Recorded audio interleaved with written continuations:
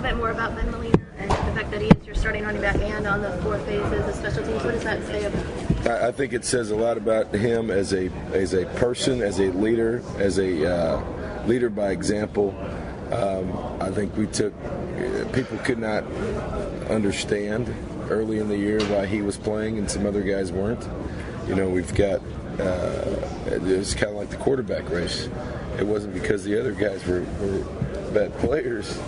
He just outplayed them. And I think he has been critical to what we've been trying to do as a coaching staff by rewarding players who do it all the time. I don't know that there's another guy in the country that has had the production that he's had at running back and then lines up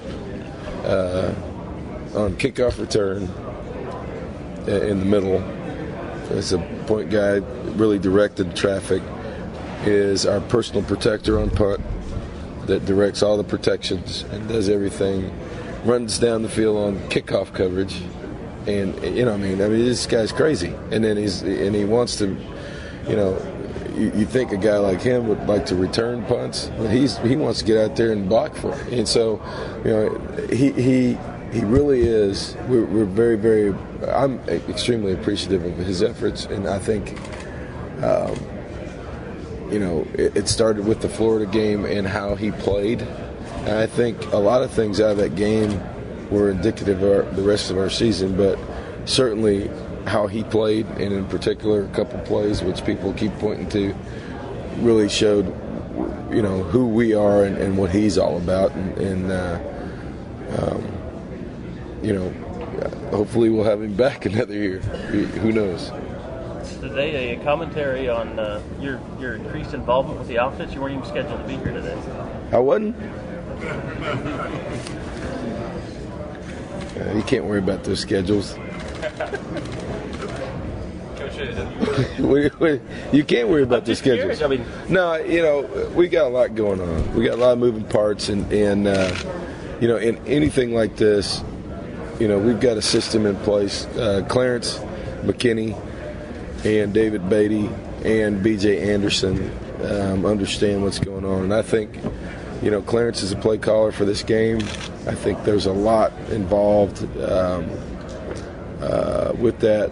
Obviously, we've got some meetings that have to take place, and anytime they're with you guys, it's 45 more minutes that they can be getting better. So, I just thought I'd come out here today. All they needed me to do is introduce these guys. So, what do you take over a program like this, and I know you are involved in pretty much every detail of a program, but I'm curious what you want your stamp to be. What do you want the impression of this program to be to the outside world? We need to get back on the national stage where we need to be, and I wouldn't have come to Texas A&M if I didn't think that was possible. You look at today, and I think the players will tell you the amazing stat is, I talk all the time about perception versus reality, and there's a lot of criticism about our place, and some of it's true, some of it's not. And I think all of our players, when we're playing, you try to find a way to motivate guys. And the last game of the year against Missouri, it was not about we haven't beaten Missouri in the last 3 years, which was a big deal. But it was more about the fact that there are only 11 teams in 117 years to win 10 games at A&M. And there's been 3 teams in 117 years win 11 games. So, criticism warranted or not, that's the facts. And so these guys understand that they have the opportunity to become a 4th team to win 11 games, which is a big deal. And by the standards of the team we're playing, it's completely different. And that's why we're at different points in our program, and we're trying to get to that point. And so I think we have the resources, we have the support, we've got a lot of different things in place to become one of those programs. But you guys moved to the SEC. It's a lot of controversy in the state of Texas. I gave you a hard time when you first got a Twitter account because it was all black and said you were the next Jerry Glanville. You mind wearing the black hat? If you mind wearing the black hat? You just gave me a hard time because I got a Twitter account. No, now there's a bunch of guys with them. Okay.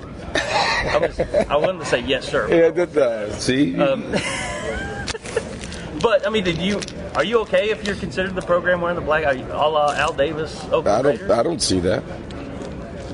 I don't see us as we're not the Raiders of football.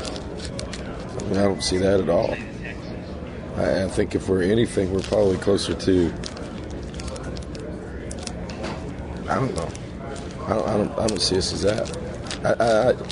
I see us as a viable option for a lot of different people, and I said it from the beginning that there's a clear choice now in this region, whether it's the state of Texas or the Southwest region. That it used to be you could drive to Norman, drive to Austin, drive to College Station, and you just pick your school. Well, there's a different deal now because guys would drive to Baton Rouge and they'd play in the SEC. So, I think there's a certain guy out there right now that understands that there are differences in leagues, understands that there's differences in exposure, and the question was whether or not we're going to be able to compete in this league, and I think we answered that. So with that, are you back on a national stage, and now you just need to keep it? No, that's something you've got to deal with every year. I mean, 1 year does not a program make. So, we made some real strides this year, I think, in order to do that. And so because of that, I think it's helped us from a recruiting standpoint. I think it's helped us without a doubt from an exposure standpoint. And kind of cool. I've been seeing these all week. I want one of these. So. I think without a doubt it's helped us, and to get back on the national stage, you've got to be able to sustain a program, and one of the reasons I came to Texas A&M is because of that. I think you've got to have the right couple of three things to be able to do that. It's hard to do, and obviously Oklahoma's been able to do that for the last 14 years, and we're in the early stages of that. But I think a year like this, there's no way that can hurt you, particularly from recruiting. We've got to increase the profile of our team size-wise, and we've got to increase our talent level if that's where we want to be year in and year out. So are you a believer in these bowl games? If you win them, it's a better off-season, or regardless of the outcome, does the same white clean? As you go on through the bowl season, you get through today, there's a lot of really good teams playing. We had a team meeting yesterday, and basically my message was after Sunday and after today, there's a lot of real teams playing. All the other guys are done. It's playoff time in the NFL, and it's good football from here on out. And who knows? I think this game, and people have said it, and when you sit back and you think about it, I think this game, with the exception of the national championship game, just looking at it on paper and the time slot, the venue, everything else, will be as good a matchup as there is in the country.